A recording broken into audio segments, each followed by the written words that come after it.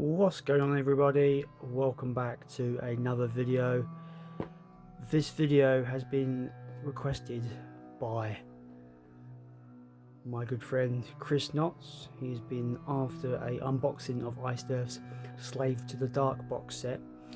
Quite an oddity of a box set in my opinion. So I remember when this was announced in 2008, I was like, need it in my life immediately.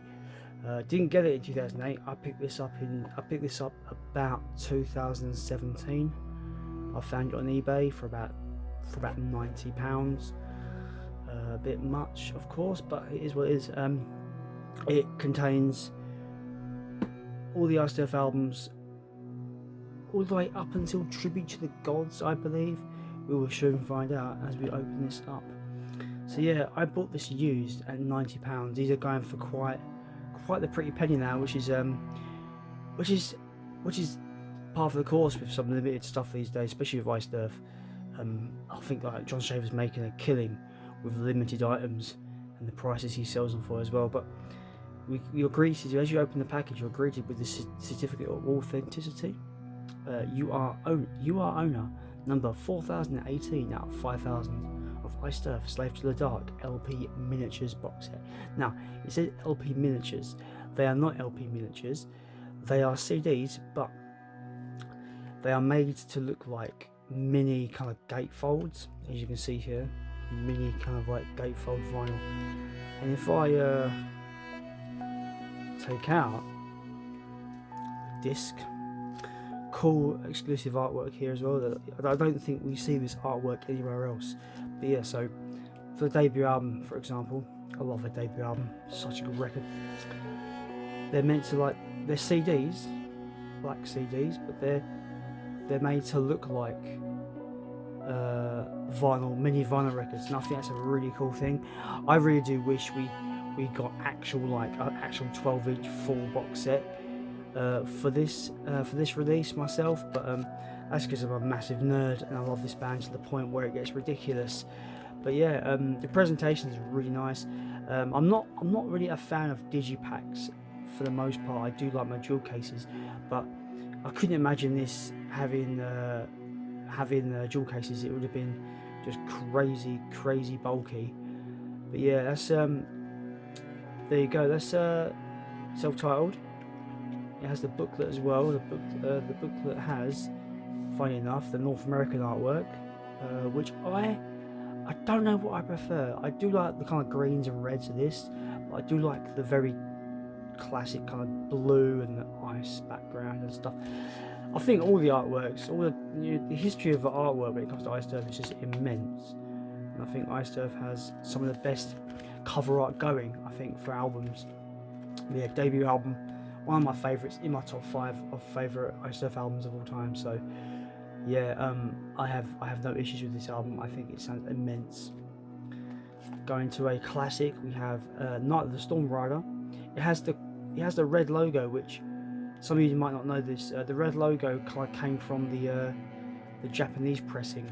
Is the only pressing of this album that I do know of. I could be incorrect with my knowledge, but as far as I know, the red logo is only on the Japanese original pressing of this album. And I think it's cool that they've included it with this reissue. Some awesome artwork there, love it. And the back was just a extension of the original artwork. It hasn't got the original back cover, which is weird. But as the same with the debut album, it does have an inner sleeve with the disc, and it also looks like a mini vinyl record. Yeah, Night of the Storm Rider, probably one of the best in the catalogue, I think, for me. It's like my third favourite Icedurf record. Very inspired by a new wave of British heavy metal bands like Maiden and Judas Priest. If you want a riff album, this is the riff album to get. It has riffs for days. Incredible record. John Greedy on vocals. I just really like everything about it. John Greedy on vocals is really good. I know people, fans that have got into the band later on in life, they're spoiled by singers like Matt Barlow, Tim Owens, and Stu Block. But I think going back to the originals, Gene Adam and John Greedy, I think there's a lot to like with these vocals, and they suit the albums that are on and what the albums are trying to do tonally and sonically, it just works 100%. I think, yeah, their vocals just work for the time and for what the albums were doing. Yeah, Night of Storm Rider is a classic. It's a fan favorite. Everybody loves this album, and it has some bangers that everyone. It's just the whole album is just one massive banger. You know, it's got the awesome Traveling the Stygian that closes off the album.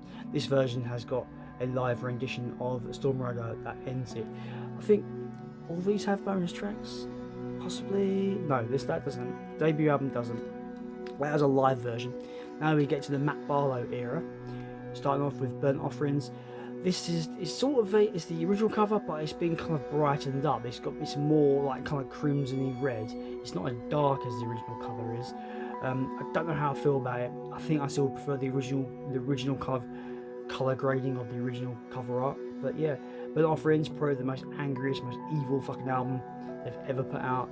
I don't think we're gonna get another album that sounds quite like this. Not just from Iced Earth, from any band. I don't think we're gonna get an album that sounds quite like Burnt Offerings, because it is outstanding. It is just evil and bleak and dark, but it sums up what the band were feeling at the time, and I think that's really wonderful what music can do, and especially with heavy metal. You get all kind of flavours, and yeah, Burnt Offerings is one of evil, a flavour of evil indeed. Yeah, again, looks like a miniature vinyl record. I do like this set. Yeah, Burnt Offerings, Matt Barlow's debut with the band, also debut indeed. Oh yes, I forgot this has got 2 discs, because you got 2 different mixes with Burnt Offerings, which is pretty interesting. Do like that. So yeah, Burnt Offerings. No booklet with Burnt Offerings though, for the looks of it. But yeah, so Burnt Offerings looks pretty cool. Now we get into what I want to call the sweet spot of the bands. We have Dark Saga, obviously a wonderful melodic album about the character of Spawn. Cover art done by Todd McFarlane, amazing artwork, I love it. Looks amazing on vinyl. If you get the vinyl with 12-inch, the artwork blown up into 12-inch looks incredible. Again, you've got more of a close-up there of Spawn. Just, man, Iced Earth are perfect for like, you know, getting the artwork their albums deserve. And I think, yeah, I think you couldn't have got a better album cover for an album based on Spawn than that. Tell me if I'm wrong, but it's just beautiful. The oranges, the yellows, everything about it, it pops so well. I just love it. One of my favourite artworks from the band for sure. Yeah, so as you get that, you get Dark Saga. Dark Saga does have, I do believe, a couple of demos. Hellspawn Mix 1 and Hellspawn Mix 2. Hellspawn is actually the song Dark Saga, but they are just 2 different demo mixes of that song, so that's cool. It gives a bit of a bonus tracks. Now we're going to get to my favourite album by the band, So Look As It Comes. I think this is a masterpiece. It's just perfection to me. Every song is a banger.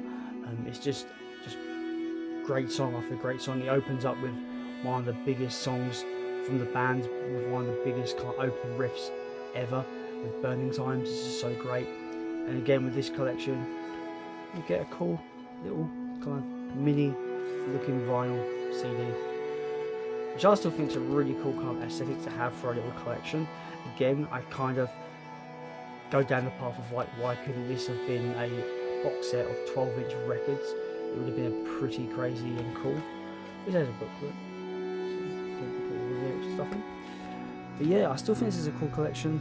Obviously, I've never ever put these on because I have these multiple variations, of course.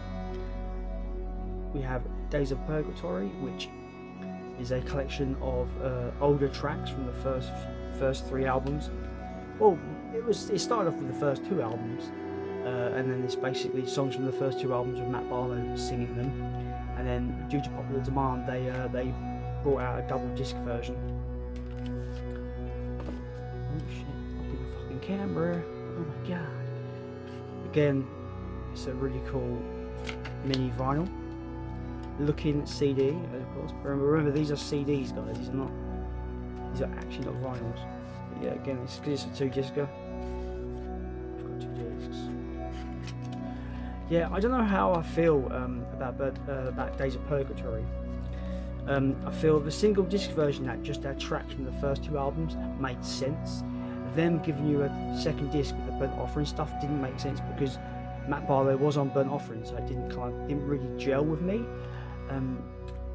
But yeah, Matt Barlow's not going to make this songs worse, is he? It's Matt fucking Barlow. But I think I still think if I'm going to listen to these original songs, I would listen to the actual original recordings with the original vocalists that sung them. That's my personal opinion. But yeah, Matt Barlow doesn't make him worse. He's still really good versions. But yeah, Days of Purgatory. And we got the greatest live album of all time. Hands down, I'm not going to have arguments. You can fucking shout at me in the comments, but I don't care. Greatest album of all time. Iced Earth, Alive in Athens from 1999. It's really cool that this box set includes this because I think this is one of the only ways where you can get this in a cool kind of fold out digipack. There are multiple different versions of Alive in Athens. So it's it was shot over. It was recorded over 2 nights and split across 3 CDs. One of the greatest live albums. The greatest live album. I thought you say it's the greatest live album of all time. And you can't even change my mind on that. As again, it's like I'm not gonna get them all out. Just get the one out just to show you. It's got some cool photos. I love the artwork. One of my favourite artworks as well. Live in Athens. Just iconic at this point, I think, with Iced Earth fans. Just so good. Presentation is still great with this box set. Next up, Horror Show. One of the band's most technical achievements from the band in terms of songwriting prowess. It's not my favourite. I think it might be their best album in terms of like performance and songwriting. But I wouldn't obviously like Something Because Comes is my favourite album by the bands. But I do say that Glorious Burden comes close to being probably the best album for songwriting in general, like just ambitious songwriting. As always, you've got killer artwork on this. Horror Show. Again, comes on the cool little vinyl, little CD that looks like a vinyl, you know what I mean? And then you've got the booklet, of course, as well. I've noticed so far that the albums that come with 2 discs don't tend to have a booklet, which is a bit of a shame, unless I'm missing something. I could be missing something. Anyway, enough of that shit. Next up we have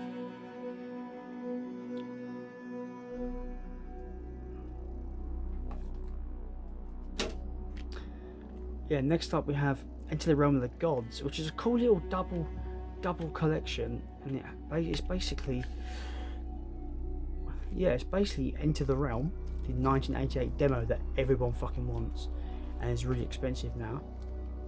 So this box set is a cool way to, if you just want the Enter the Realm demo, you can get this. Obviously, it's been reissued with a remix and remastering last year, so there is that version. But if you're a new fan, you just want to get a bunch of Iced Earth records in one go, this box set is definitely a really good shout. And the presentation is still really good. So yeah, Enter the Realm of the Gods is like the Enter the Realm demo, and then the band's cover album, which is Tribute to the Gods, which I really don't care for. It's probably the record that I put on the least out of the catalogue. I don't really care about covers, but it's just me. Really cool artwork there. That's awesome. That is awesome artwork. So yeah, Iced Earth, Enter the Realm. Tribute to the Godionos. Wicked. Fucking, I love Enter the Realm. That demo is just outstanding for the time. Just what a fucking demo. And then we get a cool little edition, because I didn't have to add this, but they did, which is the Alive in Athens DVD. Complete cash grab. Not really worth it. I never watch mine because it's just horribly put together. The shots that are on this barely kind of sync up with the music. It's just a really bad product. And John Schaefer has already kind of you know, told how he doesn't feel it meets the quality standards of the bands. Again, Century Media, Sony, whoever they're called now, they run the shots with this stuff, and they can do whatever kind of cash grabs and reissues they want. Hence, this is probably like a lot of Pro fans consider this box set to be a cash grab. Unfortunately, I'm the kind of fan that needs to have almost everything physical, so I jumped on the chance to get this. Do I have them all? Yeah, I have multiple copies of each of these. But did I want this in my collection? It's fucking badass. Of course I did. Why wouldn't you want a really cool box set when it comes to your favourite band? And I think it's very important that yeah, I had this. This doesn't come in the box set, but it's just my Live in Athens promo. I've got nowhere else to put it, so it just kind of sits nicely in the back of this. But yeah, so that is the Iced Earth Slave to the Dark box set. Yeah, 12-year-old. It's 12 years old this year. It came out in 2008, and it's quite sought after by the fans. So if you find it cheap, I'd grab it immediately because it's a beautiful piece.